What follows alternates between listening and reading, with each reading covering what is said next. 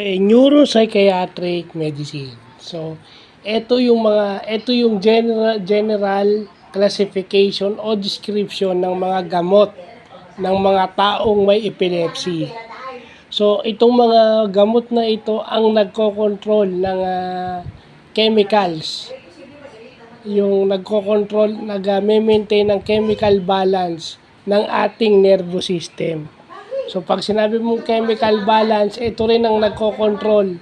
Dahil chemically, yung mga chemical sa ating nervous system, yun din ang nagko-control ng electronic o electrical signals ng ating central nervous system o yung tinatawag nilang CNS. No? So, basically, yun lang yun. Yung neuropsychiatric drug is yun yung mga gamot ng mga taong may epilepsy. Pag sinabi mong neuropsychiatric, ito yung pinagsamang neurology at saka psychiatry. Ayan. Na tinitreat sa National Center for Mental Health. No?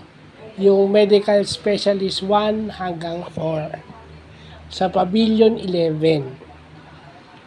So, yun lang pa.